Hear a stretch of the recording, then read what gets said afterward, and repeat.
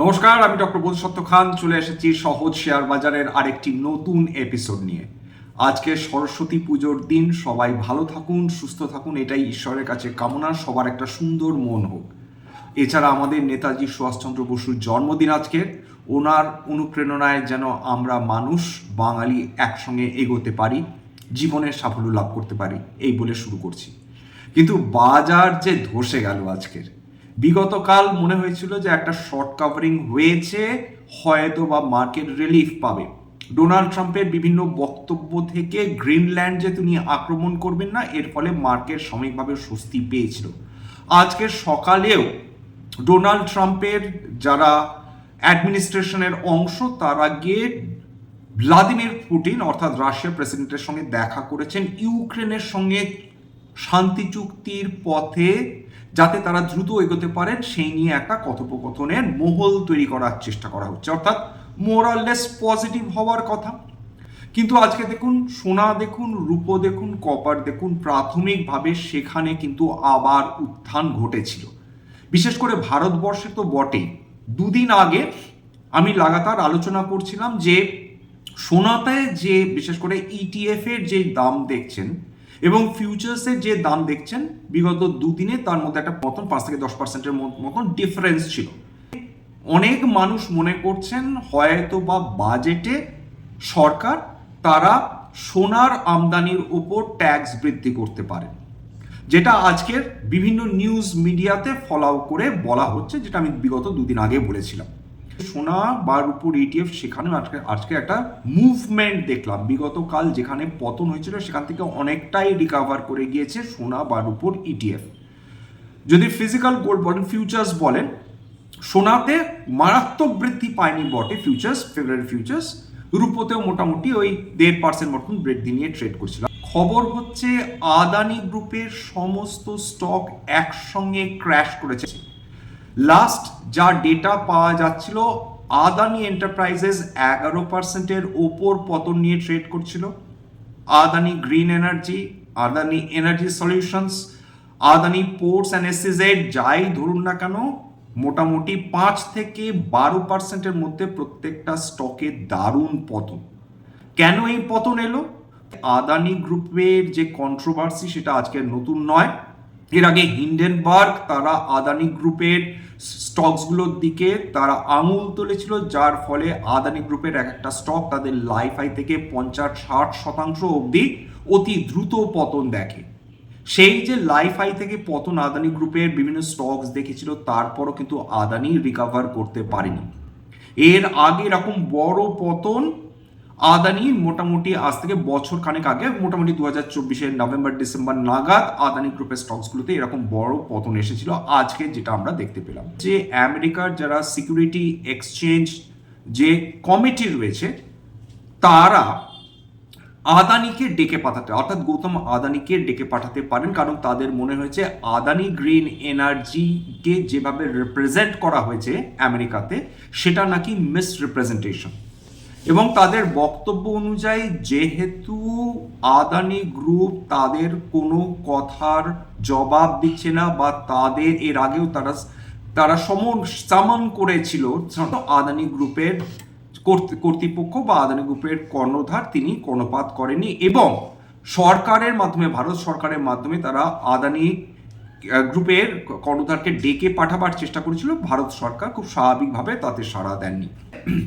যে আদানি গ্রুপের সমস্ত স্টকসগুলোতে দারুণ আতঙ্ক দেখা দিয়েছে। এখানে বলে রাখার প্রয়োজন রয়েছে যে এই যে এসইসি যারা আদানি গ্রুপের কর্ণধারকে ডেকে পাঠাতে চাইছেন, তলব করছেন, কোর্টের সাহায্য, মানে ইউএস কোর্টের সাহায্য নিতে চাইছেন, এর ফলে কি আদানি গ্রুপের গৌতম আদানি তিনি কি গ্রেপ্তার হতে পারেন? উত্তর হচ্ছে না। তার কারণ একজন মানুষকে যদি আমেরিকান ল বা নিয়ম অনুযায়ী গ্রেপ্তার করতে হয়, সেখানে আমেরিকাতে তাকে কোনো অন্যায় করতে হবে, তাকে কোনো আর্থিক অসঙ্গতি সঙ্গে জড়িত থাকতে হবে, যেটা এখানে সেটা বলা হচ্ছে না। তাদের বলা হচ্ছে ভারতবর্ষেই আদানি গ্রুপ নাকি বিভিন্ন সংস্থাকে বা সংস্থার মানুষজনকে নাকি ব্রাইব করেছেন কয়েকশো মিলিয়ন ডলারের, যেটা আদানি কর্তৃপক্ষ সরাসরি উড়িয়ে দিয়েছেন, বলেছেন যে এই অভিযোগ সর্বৈব মিথ্যে।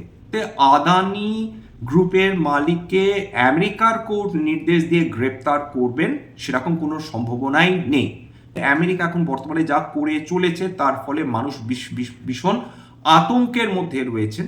বিশেষ করে আমেরিকা যখন ভারতবর্ষের প্রতি বিশেষ বন্ধু মনোভাবপন্ন নয়, তার ফলে তাদের মনে হচ্ছে যে এক্ষেত্রে ভারতীয় যারা ইন্ডাস্ট্রিয়ালিস্ট রয়েছে তাদেরকে ইচ্ছা করেও হয়তো বা টার্গেট করার চেষ্টা হচ্ছে বা ভারতবর্ষকে প্রেসারে ফেলার চেষ্টা চলছে বলে অনেকেই মনে করছেন। তার ফলে যেটা স্বাভাবিক ঘটনা যে আজকের আদানি গ্রুপের বিভিন্ন স্টকসগুলোতে সাংঘাতিক পতন এসেছে। দেখুন, আদানি এন্টারপ্রাইজেস তো বললাম অলরেডি 11.5%, আদানি গ্রিন এনার্জি প্রায় 14%-এর ওপর পতন নিয়ে ট্রেড করছিল, আদানি পোর্ট 60%-এর ওপর, আদানি পাওয়ার 5%-এর ওপর, আদানি টোটাল গ্যাস প্রায় 6.5%। এমনকি সিমেন্ট কোম্পানিজগুলো আদানি গ্রুপের মানে যে সাবসিডিয়ারিগুলো সেইগুলো ছাড় পায়নি। অম্বুজা সিমেন্ট 5%-এর উপর, সাঙ্গি ইন্ডাস্ট্রিজ 5%-এর উপর পতন অলরেডি দেখে ফেলেছে। এই আদানি গ্রুপের কারণে কিনা নাকি সার্বিকভাবে বিশ্বজুড়ে যা চলছে তার জন্য আজকে ভারতীয় শেয়ার বাজার দারুণ নার্ভাস হয়ে ট্রেড করেছে। টাকা আজকে সর্বকালীন নিম্ন স্তর আবার ছুঁয়ে ফেলেছে, কিন্তু টাকা সেটা নিচে নেমে গেছে। ডলার লাস্ট ট্রেড করছিল 91 টাকা 93 পয়েন্ট। ডলার ইন্ডেক্স আবার ওইদিকে দুর্বল হয়ে চলেছে। ডলার ইন্ডেক্স যত দুর্বল হবে তত সোনার উপর বিশ্বজুড়ে তার দর বৃদ্ধি পাবে। বা যে কোনো কমোডিটি যেহেতু ডলার লিঙ্কড, তার ফলে ডলার দুর্বল হলে এই কমোডিটিসগুলোর দাম ইউজুয়ালি বৃদ্ধি হতে থাকে। আজকে ক্রুড অয়েলের দাম দেখুন, সেটাও প্রায় 1.5% উপরে ট্রেড করছিল, 5,500 টাকা প্রতি ব্যারেল ট্রেড করছিল। বিগত কয়েকদিনে প্রায় 5,000 টাকার লেভেল থেকে 5,500 টাকার কাছাকাছি উঠে এসেছে, মোটামুটি 8% ওপর উত্থান দেখে ফেলেছে। এটাও একটা চিন্তার ব্যাপার বই কি, বিশেষ করে ভারতবর্ষের মতন অর্থনীতির জন্য। রিয়েল এস্টেট সেই যে দুর্বলতা দেখে চলেছে, গোটা জানুয়ারি ধরে মারাত্মক পতন চলছে রিয়েল এস্টেট সেক্টরে। নিফটি রিয়েলটি দেখেন 3.37% পতন, অনন্তরাজ ইন্ডাস্ট্রি 7%-এর উপর পতন।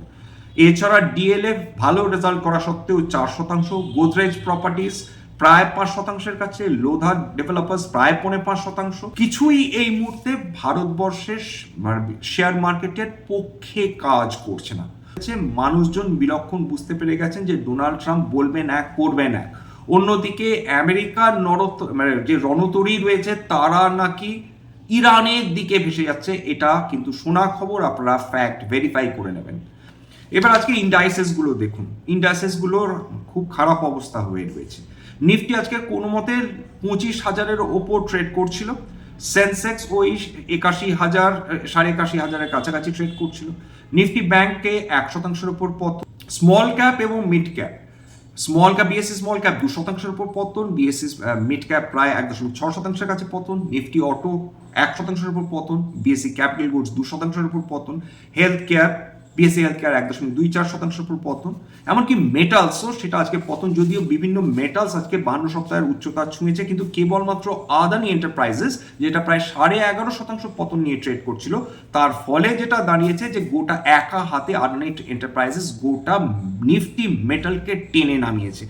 তার কারণ বেদান্ত আজকে 52x হাই, হিন্দুস্তান জিঙ্ক আজকে 52x high, Nalco 52x high, Jindal steel 52x high, steel authority of India 52x high. তার যে আজকের দিনটা একটা জিনিস বোঝা গেল যে মানুষজন তারা সামনে 3 দিন ছুটি রয়েছে, শনি রবি সোমবার আমাদের প্রজাতন্ত্র দিবস, সাধারণ প্রজাতন্ত্র দিবস। সুতরাং এই 3 দিনের মধ্যে গোটা বিশ্ব জুড়ে যদি কোনো ধরনের জিওপলিটিক্যাল টেনশন বৃদ্ধি পায়, তর্কের খাতিরে ধরে নিচ্ছি যদি আমেরিকা ইরান আক্রমণ করে তাহলে কি হবে, এই ধরনের আশঙ্কায় কিন্তু মানুষজন আজকে চট করে শেয়ারে বসে থাকতেই চাইছেন না।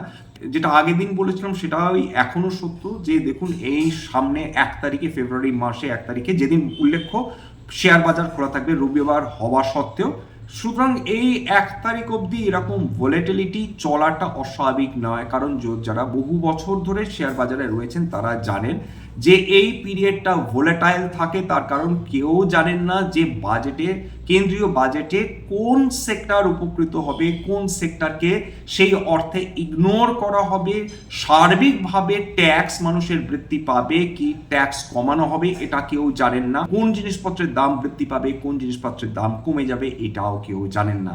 একটা আশঙ্কার মেঘ তো অলরেডি রয়েছে। এক তো জিওপলিটিক্যাল টেনশন, 2 নম্বর আমাদের কোম্পানিগুলো বিদেশে যদি তাদেরকে হেনস্থা করা হয়, যেটা বর্তমানে আমেরিকাতে করা হচ্ছে, সেটা আরেকটা টেনশন।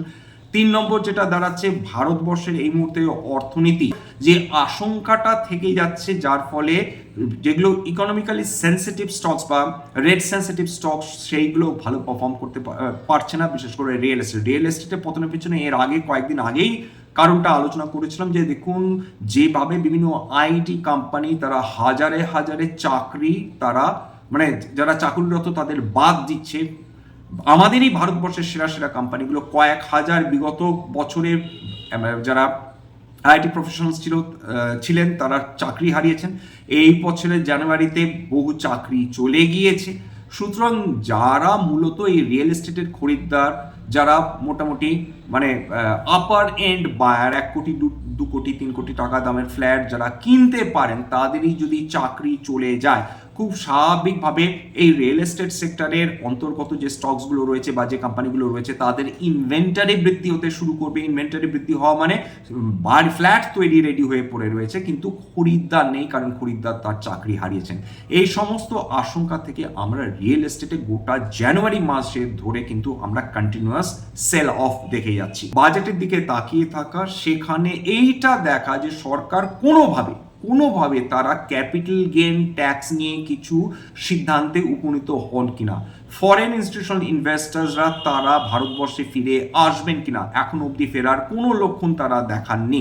মানে খুব স্বাভাবিকভাবে মানুষজনের মাথার ওপর দিনের পর দিন ঋণ বৃদ্ধি হচ্ছে, তার ফলে নতুন করে তারা ঋণ নিচ্ছেন, কিন্তু তারা চোকাতে পারবেন কিনা সেটা নিয়ে বড় প্রশ্ন উঠে যাচ্ছে।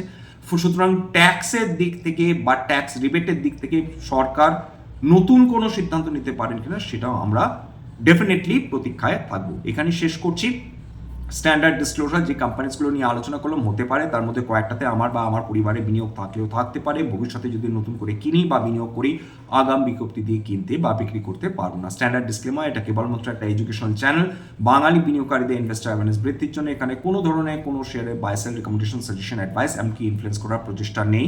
আমার কথা শুনে যদি কোনো শেয়ারের বাই সেল সিদ্ধান্ত নেন, ক্ষতির মুখোমুখি হতে পারেন। সুতরাং সবসময় একজন সেবি রেজিস্টার্ড ইনভেস্টমেন্ট অ্যাডভাইসারের পরামর্শ নেওয়ার চেষ্টা করুন বা নিজে ডিউ ডিলিজেন্স করুন, সেক্ষেত্রে আপনারা উপকৃত হলেও হতে পারে। সবার শেষে যেটা বলি, যদি এই ধরনের এপিসোড আপনাদের ভালো লাগে প্লিজ একটা লাইক দেবেন, প্লিজ সাবস্ক্রাইব করবেন। বহু মানুষ দেখেন কিন্তু সাবস্ক্রাইব না করে চলে যান, কষ্ট হয়। সম্পূর্ণ বিনামূল্যে আপনাদেরই জন্য এই ধরনের এপিসোড করা, প্লিজ সাবস্ক্রাইব করবেন। এবং যদি সত্যি মনে হয় আমার বাঙালি ভাই বোনদের জীবনে একটুখানি ভ্যালু অ্যাড করতে পেরেছি, প্লিজ নিজের গ্রুপে শেয়ার করে দেওয়ার চেষ্টা করবেন, যাতে বহু বাঙালি বিনিয়োগকারীর কাছে এই ধরনের এপিসোড পৌঁছে যায়। নমস্কার।